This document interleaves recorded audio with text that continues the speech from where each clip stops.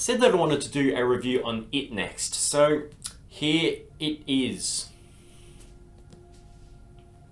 It was released back in 1986, a huge 1100 page chunker of the book that took 4 entire years to write. It is a Stephen King book that I actually just recently finished reading for the second time, which I was really happy that I did that, because when I first read it, I liked it a lot, but not as much as the other Stephen King stuff.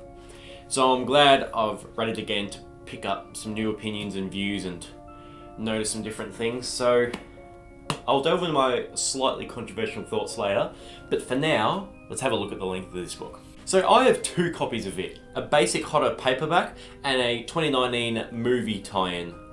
This is also Hodder. The movie tie-in got so beaten up, so we got another nice clean copy, and we also got another copy because of how awful the text size in this is. Like, I could barely read it. I could barely see a thing, and it was just ridiculously small. So we got a new one. I'll show you this one.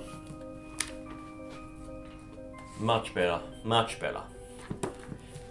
So I was going to say too, another thing that shows how small the print is this movie tie-in is 1,066 pages. The normal one is 1,166 pages. So that's a 100-page difference on the same book just because of text size. That's ridiculous. But either way you read it, it is still a huge book. And because I read it with the movie tie-in, maybe that's why I didn't enjoy it as much, because I couldn't see the f***ing thing. But anyway, I reread it with the normal font and loved it a lot more this time. So let's get into it. It is a little hard to give a synopsis on, so I'll do my best. It's about a group of friends known as the Losers Club who live in the small fictional town of Derry, Maine, who are terrorized by an evil entity known as It. That's what the book's called. It is also known by a bunch of other names, so many in fact that I can't even list them all. And it is a shape-shifting alien who takes the form of whatever your biggest fear is. If you're scared of dogs, it will turn into a dog. If you're scared of snakes, it'll turn into a snake. If you're scared of an abusive stepfather or something, it will turn into that stepfather, inherit the voice, looks, every single bit and piece. It's scary. But he most often takes the form of Pennywise the Dancing Clown, which this cover does a really, really bad job at showing. You can kind of just see him down the bottom. That's about it. And the losers as a group will see the clown, but losers as individuals will see whatever their biggest fear is. So yeah, it's quite an extensive plot that can be hard to explain, and it isn't one that you can actually see unfolding. If you read a book like Pet Sematary, you're thinking, okay, yes, I understand what's going on, and I'm intrigued to see how this is going to develop. Whereas this never really feels like it has a straight plot. It just kind of does unfold by itself. And this is one of the problems that I had when first reading the book, and still to a degree have now, is that it just seems to talk about whatever the hell came into Stephen King's head that day. It's strange, because both times that I've read this book, I think, oh god, this section's a drag, it could easily be cut out. But then, after I finish the book, I'm thinking, actually no, I wouldn't want anything to be different.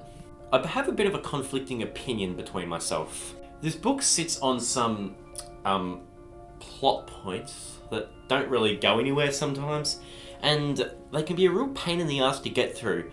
But then again, once I'm finished, I'm thinking, it all adds up. Not all, it doesn't all add up, that's wrong. But it mostly adds up. There's never a specific time in this book where you can actually feel the plot building behind your eyes, and it can be a bit tedious and annoying to get through. But then again, some books don't need a major plot line, they just need to be entertaining insights to other people's lives. I'll stop trying to explain myself.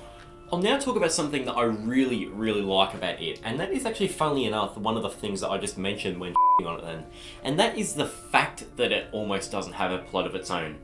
I really do enjoy how it feels more like just an insight onto the lives of everyday kids who are being terrorized by a shape-shifting alien. It also becomes a bit of a history novel at times, and it can all be really interesting, and for the most part those two aspects are executed so well. I also love the amount of scares there are in this book. I wouldn't say this is one of his absolute scariest, but when it wants to be scary, it's going to be scary. My absolute favourite part of this book though is the character work, the Losers Club.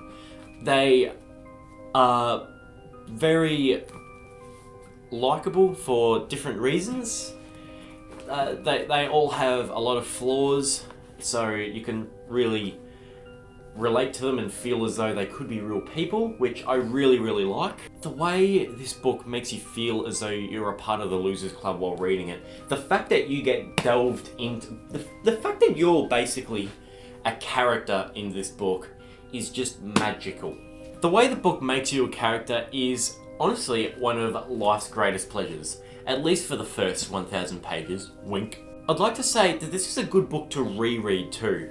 It's obviously really, really big, so you're not going to pick everything up on the first time, and I just challenged myself recently to try read 84 pages of this copy a day, which means basically so I could get it done in 2 weeks, and I got it done in 12 days. So I ended up reading close to 100 pages a day. And pretty easily too. Like, I didn't really find myself dragging too much. I just felt like I was getting stuck into it, and it was great. That should just tell you something. But I will say, when you are on your first read through, this book feels like it's never going to end, which is kind of a weird thing, which I don't want to say whether that's a good or a bad thing. It's a weird book, but a very, very, very good one at that. There's a couple of other things that I do have to mention about this book. Without giving away any spoilers, I will say that it does start to lose some steam around 900 pages in towards the end of the book. I honestly felt like the last 200 pages just felt slightly stale, and there's one scene that everyone knows about that should not have even lasted 2 sentences. Hell, it shouldn't have existed in the first place, yet it lasted for 7 pages. I know some people hate the ending of the book, and I don't personally hate it, aside from that scene, but I do think that the way Chapter 2 handled the movies, neither of the movies really changed the ending overly much, if you have seen them, but I do like the way that Chapter 2 handled the ending more. A lot more. I like the way Chapter 2 ends a lot more than this book, actually. I'm going to give this book an 85% rating. Now that might seem a little bit high considering I did dog on this book for a while, but I cannot deny that its faults are more than made up for. It's an absolutely amazing book that just got better on the reread, and I totally understand why some people say that it's his best work. Anyway, that is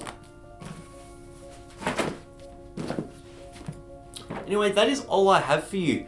And I hope you enjoyed it, and I'll see ye another time. Probably do a review on Dracula once I finish it up. I'm reading Dracula at the moment, and it's really, really good. So I'll probably be talking about that. It might be a little bit like this review. I might dog on a few sections that I didn't really care for, but like, you know, I'll see you then.